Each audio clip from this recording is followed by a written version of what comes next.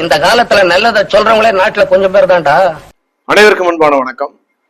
நேற்றைய தினம் திருநெல்வேலி திருமண்டலத்தில் நடக்கின்ற சில சம்பவங்களை குறித்து உங்களிடத்துல பேசியிருந்தேன்.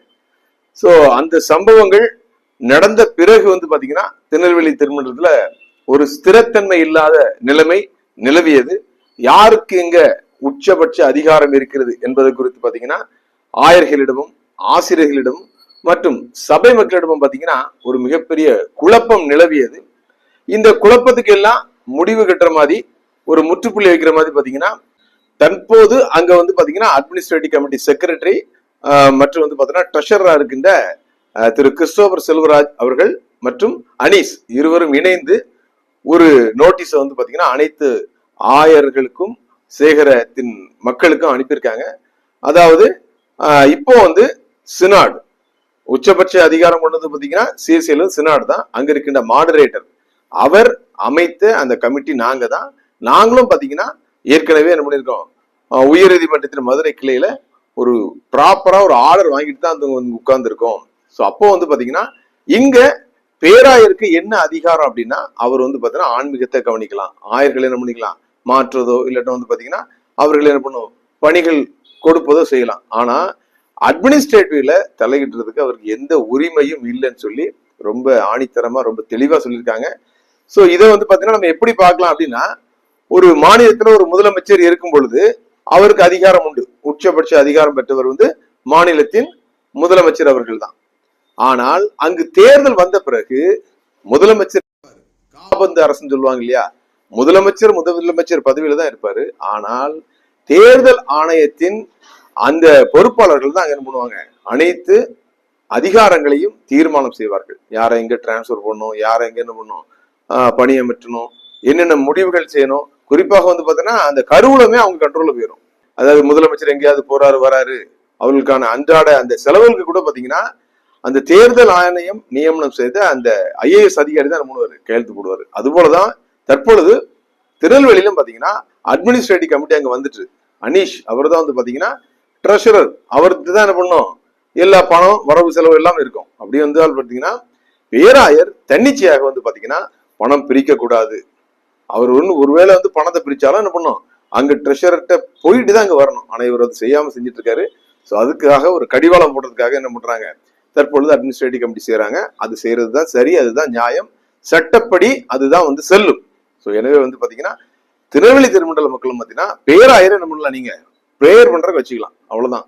அட்மினிஸ்ட்ரேட்டிவ் கமிட்டி தான் ஒட்டுமொத்த அதிகாரம் படைத்தது. அவர்களும் பாத்தீங்கன்னா அங்கு இப்பொழுது என்ன செய்ய போறாங்க அப்படின்னா, அங்கு ஏற்கனவே உயர் நீதிமன்றத்தின் முன்னாள் நீதிபதி திரு பாரதிதாசன் அவர்கள் என்ன பண்ணிட்டாங்க வந்துட்டாங்க. அவர்களோடு ஒத்துழைத்து அந்த தேர்தல் நடத்த வேண்டும். இதுதான் ஃபர்ஸ்ட் பிரியாரிட்டி. ஸோ இதுதான் செய்யணும். ஆனால் பதவி ஆசை கொண்ட பதவி வெறி கொண்ட பர்னபாஸ் பேராயர் பாத்தீங்கன்னா தேவையில்லாத குழப்பங்களை பாத்தீங்கன்னா திருமண்டலத்தில் ஏற்படுத்தி கொண்டிருக்கிறார். ஆனால் இது பாத்தீங்கன்னா சட்டத்துக்கு புறமானது, சட்டத்தின் முன்பு தண்டனைக்குரிய குற்றம். எனவே பாத்தீங்கன்னா அவருடைய இது போன்ற செயல்கள் நிச்சயமாக ஒருபோதும் அவருக்கு பாத்தீங்கன்னா பெருமை கொண்டு வராது, வெற்றியும் கொண்டு வராது. இது பாத்தீங்கன்னா பார்த்து கொண்டிருக்கிற அனைத்து மக்களுக்கும் அவர் மேல பாத்தீங்கன்னா மிகப்பெரிய ஒரு வெறுப்பை ஏற்படுத்தி கொண்டிருக்கிறது. இதை அவர் என்று உணரப்பாகிறாரா தெரியவில்லை. எனவே நாம் சொன்னது போல மிக விரைவில் பாத்தீங்கன்னா அட்மினிஸ்ட்ரேட்டிவ் கமிட்டி மற்றும் தற்போது வந்திருக்கின்ற அந்த உயர் நீதிமன்ற நீதிபதி இருவரும் இணைந்து அங்கு பாத்தீங்கன்னா ஒரு தேர்தலை நடத்த வேண்டும். நிச்சயமாக நடத்துவதற்கு பாத்தீங்கன்னா அனைவரும் ஒத்துழைக்க வேண்டும் என்பதுதான் எங்களை போன்றவர்களுடைய எண்ணம், எங்களை போன்றவர்களுடைய கருத்தாக இங்கு அமைகிறது. அதுபோல பாத்தீங்கன்னா அருகாமையில் இருக்கின்ற சேய் திருமண்டலமான தாய் திருமண்டலம் பாத்தீங்கன்னா திருநெல்வேலினா சேய் திருமண்டலம் பாத்தீங்கன்னா தூத்துக்குடி ஆசிரியர் திருமண்டலம் தானே. அங்க பாத்தீங்கன்னா மக்களால் தேர்ந்தெடுக்கப்பட்ட ஒரு நிர்வாகம் ஆட்சியில இருக்குது. ஆனாலும் பாத்தீங்கன்னா அரைக்குறையாக இருக்கிறது. அந்த தேர்தல் நடத்தப்பட்ட விதம் பாத்தீங்கன்னா நிச்சயமாக தவறானது. ஏராளமான குழப்பங்கள் இருக்கும் பொழுது முன்னாள் நீதிபதி ஜோதிமன் என்ன பண்றாரு, அவசர அவசரமா முடிச்சுட்டு ஆளை விட்டா போதுன்னு ஓடிட்டாரு. ஆனா அங்க ஏராளமான சிக்கல் இருக்குது, வழக்குகள் நடந்து கொண்டிருக்கிறது. ஆனாலும் பாத்தீங்கன்னா தற்போது அவர்கள் உண்மையாகவே பாத்தீங்கன்னா மக்களால் தேர்ந்தெடுக்கப்பட்ட ஒரு நிர்வாகம் தான். ஆனால் அவர்கள் அதை உணரவில்லை. அவர்கள் நினைக்கிறாங்க நம்ம ஏதோ வச்சு அதிகாரத்தோடு வந்துட்டோம், நம்ம யாருக்கும் கட்டுப்பட வேண்டியவில்லை என்று சொல்லி ஏராளமான தவறுகளை தொடர்ந்து இழைத்துக் கொண்டிருக்கிறார்கள். எனக்கு பாத்தீங்கன்னா நிறைய பேர் பேசுறாங்க. குறிப்பாக இந்த பிரைமரி அண்ட் மிடில் செக்ஷன்ல ஏராளமான குழப்பங்கள், ஏராளமான அதிகார துஷ்பிரயோகங்கள் நடந்துட்டு இருக்குது. இப்ப கூட பாத்தீங்கன்னா ஒரு சேகரத்திலிருந்து ஒரு பெண்மணி போன் பண்ணாங்க. கிட்டத்தட்ட 15 வருடமா அவங்க என்ன பண்றாங்க, சீனியாரிட்டியில ஃபர்ஸ்ட் கிளாஸ்ல இருக்காங்க. ஆனா அங்க இருக்கின்ற ஒரு டிசி அவருடைய பெண்ணுக்கு என்ன பண்ணும், அந்த வேலையை கொடுக்க வேண்டும் என்பதற்காக முறைகேடாக அந்த பெண்மணி என்ன பண்றாங்க, முதல் இடத்துல கொண்டு வந்து வச்சு அவங்களுக்கு வேலை கொடுக்கறதுக்கு முயற்சி பண்றாங்க. சொல்லி என்ன பண்றாங்க, ரொம்ப கண்ணீரோட சொன்னாங்க, இதெல்லாம் செய்யாதீங்க, இதெல்லாம் அவங்க செஞ்சனாலதான் அவங்களை தள்ளி விட்டு உங்களை என்ன பண்றாங்க இங்க வந்து பாத்தீங்கன்னா ஆட்சியில வைத்திருக்காங்க. சோ அதை நீங்கள் உணர்ந்து செயல்படுங்கள். வேதாகமத்திலையும் பாத்தீங்கன்னா பழைய ஏற்பாட்டுல சாமுவேல் தீர்க்கதரிசி வந்து பாத்தீங்கன்னா சமஸ்த இஸ்ரவேலர்களையும் நியாயம் செய்யும் பொழுது உண்மையிலேயே ரொம்ப அருமையா இருந்துச்சு. மக்கள் ஆனா என்ன கேட்க ஆரம்பிச்சிட்டாங்கன்னா, எங்களுக்கு ராஜா வேண்டும், எங்களுக்கு ராஜா வேணும், அதை தந்தே அவன் திடீர்னு பண்றாங்க, பிடிவாதம் இருக்கிறாங்க. அப்போ சாமுவேல் தீர்க்கதரிசி நல்லா கேட்கிறாரு, உங்களுக்கு உண்மையிலேயே ராஜா வேணுமா? ஆமா எங்களுக்கு வேணும்னு சொல்லி. சோ அப்போ வந்து பாத்தீங்கன்னா கட்டாயத்தின் பேர்ல சாமுவேல் தீர்க்கதரிசி என்ன பண்றாரு, சவுலை இஸ்ரவேலர்களுக்கு என்ன பண்றாரு, ராஜாவாக அபிஷேகம் பண்ணினார். ஆனால் அவருடைய செயல்பாடுகள் வந்து பாத்தீங்கன்னா போக போக மிக மோசமாக மாறிவிட்டது. அதனால பாத்தீங்கன்னா இஸ்ரவேலர்களுக்கு கடுமையான பிரச்சனைகள் வந்தது. குறிப்பாக தேவனுடைய பெட்டி, அது வரைக்கும் பாத்தீங்கன்னா பழைய ஏற்பாடு காலத்துல பாத்தீங்கன்னா எல்லா இடங்களும் தேவனுடைய பெட்டி எங்கெல்லாம் போகுதோ அங்கெல்லாம் பாத்தீங்கன்னா அற்புதங்கள், அதிசயங்கள், எதிரிகள் என்ன பண்ணுவாங்க, தலைதறிச்சு ஓடுவாங்க. ஆனா இஸ்ரவேலர்களுக்குல ஒரு ராஜா அபிஷேகம் செய்யப்பட்ட பிறகு இஸ்ரவேல் சரித்திரத்துல முதல் முறையாக இந்த சவுல் ராஜா வந்த பிறகுதான் தேவனுடைய பெட்டி வந்து பாத்தீங்கன்னா பெலிஸ்தர்களால பிடிக்கப்படுகிறது. அப்போ அன்னைக்கு வந்து பாத்தீங்கன்னா எங்களுக்கு ராஜா வேண்டும் என்று கேட்டார்கள். இன்றைக்கு தூத்துக்குடி ஆசிரியர் திருமணத்தில் உள்ள மக்கள் எங்களுக்கு ராஜன் வேண்டும் என்று கேட்டார்கள். அன்று எப்படி வந்து பாத்தீங்கன்னா தேவனுடைய பெட்டி பிடிக்கப்பட்டதோ அது போல பாத்தீங்கன்னா இன்று ராஜன் வேண்டும் என்று கேட்டதுனால பாத்தீங்கன்னா அன்று வந்து பாத்தீங்கன்னா உடன்படிக்கை பெட்டி எப்படி வந்து பாத்தீங்கன்னா முடக்கப்பட்டதோ அது போல பாத்தீங்கன்னா இன்றைக்கு உடன்படிக்கை பெட்டியாக இருக்கின்ற அனைத்து திருச்சபைகளிலும் குழப்பங்கள் ஏற்பட்டு ஸ்திரத்தன்மை இல்லாமல் முடக்கப்படுகின்ற ஒரு நிலைமைக்கு செல்கிறது.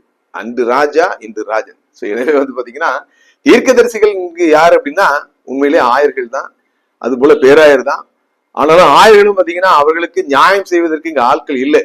இந்த கடந்த நாள்ல கூட பாத்தீங்கன்னா தாளமுத்து நகர்ல நடந்த சம்பவங்கள் நான் உங்களுக்கு சொன்னேன்னா 2 தரப்புல இருந்து எனக்கு பேசினாங்க. 2 தரப்பையும் பாத்தீங்கன்னா தவறும் இருக்கு, நியாயமும் இருக்குது. எல்லாமே பாத்தீங்கன்னா அந்த ஆலயத்தின் மேல் உள்ள பற்று தான். ஒருத்தர் என்ன பண்றாங்க, நம்ம தான் இங்க வந்து அதிகாரத்துக்கு உட்பட்டவர்கள் நினைக்கிறாங்க.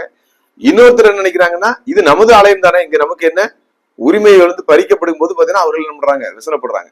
இவர்கள் 2 பேருக்கும் வந்து பாலமாக இருக்க வேண்டிய நிர்வாகம், குறிப்பாக வந்து பாத்தீங்கன்னா அங்க இருக்கின்ற உதவி தலைவரோ இல்லட்டா பாத்தீங்கன்னா கிளரிக்கல் செக்ரட்டரியோ, நீங்க அடிச்சுட்டு என்ன பண்ணுங்க, என்னன்னே போங்க, அண்ணன் என்ன சொல்றாரோ அதான் நாங்க கேட்போம். அது போல பாத்தீங்கன்னா சுத்தாங்கத்து மனிதர் என்ன பண்றாரு, சிரித்து கொண்டு சந்தோஷமா இருக்காரு, ஜாலியா இருக்காரு, நீங்க அடிச்சுட்டு இருந்தாலும் போங்க, ஆனா என்ன பண்ணும், எங்ககிட்ட எதுக்குமே வரக்கூடாது. சோ இது நடக்கக்கூடாது. ஒரு நீதியாக நிர்வாகம் செய்வதற்கு நிச்சயமாக சாமுவேலை போல ஒரு பேராயர் நமக்கு தேவை. அந்த தேர்தலை தான் நம்ம எதிர்பார்த்து காத்து கொண்டிருக்கிறோம். அதனால பாத்தீங்கன்னா இதுல ஒரு சின்ன சிக்கல் இருக்குது. அடுத்த வாரம் பாத்தீங்கன்னா புதன்கிழமை ஒரு வழக்கு சென்னை உயர்நீதிமன்றத்தில் விசாரணைக்கு வருகிறது. அது என்ன அப்படிங்கிறத இப்ப சொல்ல மாட்டேன், சுவாரஸ்யம் பேரும். வருகின்ற புதன்கிழமை வந்து பாத்தீங்கன்னா வருகின்ற அந்த ஒரு தீர்ப்புக்காக அனைவரும் ஜெபிக்கும்படியாக அன்போடு கேட்டுக்கொள்கிறேன்.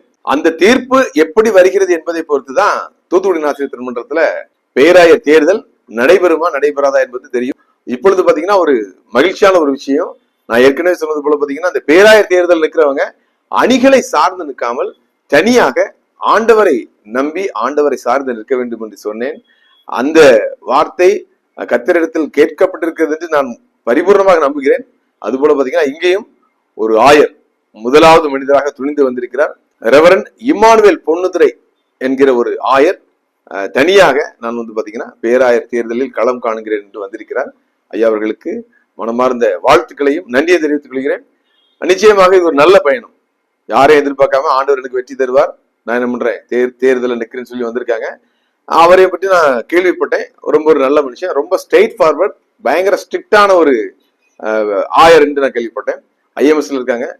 அவரை பற்றி முழுமையாக எனக்கு தெரியாது, தெரிந்த பிறகு கண்டிப்பா நான் சொல்லுவேன். இன்னும் நிறைய ஆயர்கள் வரணும். நான் சொல்றது என்ன அப்படின்னா, இந்த ஆயர் பதவி என்பது உங்களுக்கு ஆண்டவர் கொடுத்தது என்று நீங்கள் நம்பினால் விசுவாசித்தால் யாரெல்லாம் தகுதியாக இருக்கிறீர்களோ நீங்கள் அனைவரும் என்ன பண்ணணும், தனியாக களம் காண வேண்டும். தனியாக களம் காணுகிற இம்மானுவேல் பொன்னுத்துரை ஆயர் அவர்களும் பாத்தீங்கன்னா அவர்கிட்ட ஒரு சின்ன ஒரு மைனஸ், அது மைனஸா பிளஸ்ஸான்னு தெரியல, நீங்களே முடிவு பண்ணிக்கொள்ளுங்க. இந்த பேராயருக்கு வந்து பாத்தீங்கன்னா 55 வயது முடிந்திருக்க வேண்டும். 62 வயது நிரம்பி இருக்க கூடாது. அதாவது 55ல இருந்து 62 வயசுக்குள்ள இருக்கணும். ஆனா ஐயாக்கு வந்து பாத்தீங்கன்னா தற்பொழுதுதான் 55 வயது வந்திருக்கதா சொல்றாங்க. அப்போ வந்து பாத்தீங்கன்னா கிட்டத்தட்ட 12 வருஷம், ஒருவேளை அவர் வந்து பேராயராக தேர்ந்தெடுக்கப்பட்டால் 12 வருஷம் அந்த சீட்ல இருப்பாங்க. அடே அப்பா, வாய்ப்பே இல்ல, தாங்க முடியாது அப்படின்னு சொல்லி என்ன பண்றாங்க, இந்த பேராயர்களை பற்றி விவரம் தெரிந்தவர்கள் என்ன பண்றாங்க சொல்றாங்க. அதனாலதான் பாத்தீங்கன்னா இந்த பேராயர் தேர்தல் இருக்கிறவங்க இந்த 60 வயசுக்கு மேல உள்ளவங்க தான் என்ன பண்றாங்க சூஸ் பண்றாங்க. சோ எதுக்காக அப்படின்னா, இந்த பேராயர் தேர்தலை வெற்றி பெற்று அந்த பேராயர் இருக்கையில போய் அமர்ந்த உடனே இவர்கள் ஆயராக இருந்து ஆண்டவருக்கு பணி செய்து வந்ததை எல்லாம் மறந்துவிட்டு, அதாவது அது வரைக்கும் பாத்தீங்கன்னா 100 ரூபாய் காணிக்க வந்துச்சுன்னா அதுக்கப்புறம் என்ன பண்ணுது, 1000 ரூபாய் காணிக்க வருது. அது வரைக்கும் 500 ரூபாய், அப்புறம் 5000 ரூபாய். அது வரைக்கும் பாத்தீங்கன்னா சாதாரண மாலை, அதுக்கு பிறகு சந்தன மாலை. சோ இத பார்த்த உடனே திணறிடுறாங்களாம். அது போல பாத்தீங்கன்னா ஒட்டுமொத்த அதிகாரமும் கையில வந்த உடனே தலகால் புரியாம ஆட ஆரம்பிச்சிடுறாங்க. அவங்களை கண்ட்ரோல் பண்றதுக்கு யாருமே கிடையாது. இந்த பேராயர்களை வந்து பாத்தீங்கன்னா பதவி நீக்கம் செய்வதற்கு வந்து பாத்தீங்கன்னா ஒன்று வந்து பாத்தீங்கன்னா அவர் என்ன பண்ணும், தன்னால ரிட்டையர்ட் ஆகி போகணும், இல்லைன்னா என்ன பண்ணும், ஆமா எடுத்துக்கொள்ளப்பட வேண்டும், இல்லை என்றால் அவரை தள்ளுபடிதான் செய்யணும். இது மூன்றுமே வந்து பாத்தீங்கன்னா எப்பொழுதாவது நடக்குது. அதனால வேற வழி இல்லாம சகித்து கொண்டு இருக்க வேண்டியிருக்கு. திருநெல்வேலி பாத்தீங்களா, அவர் வந்து பாத்தீங்கன்னா பேராயராக வருவதற்கு முன்பாக மிக சிறப்பான ஒரு 1000 பேர் பெற்றவர். ஆனா பேராயரா வந்த பிறகு பாத்தீங்கன்னா யாரெல்லாம் ஏற்றி விட்டார்களோ அவர்களெல்லாம் எட்டி உதைத்து விட்டு இன்னைக்கு வந்து பாத்தீங்கன்னா ஏதேச்சு அதிகாரத்தோடு எல்லாம் நான் தான் அப்படிங்கிற மாதிரி ஒரு மனநிலையில் இருக்காரு. சோ அப்படி ஒரு நிலைமை வந்து விடக்கூடாது என்பதற்காக தான் ஒரு 5 வருஷம் இருக்கிற இந்த ஆயர்களை மட்டும் தான் பேராயரை தேர்ந்தெடுக்கிறார். அதுக்கு பிறகு பாத்தீங்கன்னா 2 அணியில என்ன பண்ணுவாங்க, 4 பேர் நிப்பாட்டுவாங்க. ஒரு அணியை பொறுத்தவரை பாத்தீங்கன்னா நிச்சயமாக அடிமைகளாக போகின்ற ஆயர்களாகத்தான் இருப்பாங்க அவங்க. இன்னொரு அணியில ஒருவேளை ஆயர்களை நிப்பாட்டினால் அவர்கள் அதிகார தோரணை உள்ளவர்களாக, யாருக்கும் அடங்காதவர்களாகத்தான் இருப்பாங்க. எனவே அடிமைகளும் தேவையில்லை, அதிகாரம் மிக்கவர்களும் தேவையில்லை. ஆண்டவரால் தேர்ந்தெடுக்கப்படுகின்ற, யாரையும் சாராமல் தன்னை சார்ந்து கர்த்தரை சார்ந்து நிற்கின்ற ஆயர் பெருமக்கள் தனியாக களம் காண வாருங்கள். நிச்சயமாக உங்களுக்கு நாங்கள், குறிப்பாக நான் எனது மீடியா மூலமாக உங்களுக்கு நான் கண்டிப்பா என்ன பண்ணுவேன்னா மக்களிடம் கொண்டு சேர்க்கின்ற வேலையை நான் செய்வேன். காரணம் என்னன்னா, நானும் இன்று வரை காத்திருக்கின்றேன்.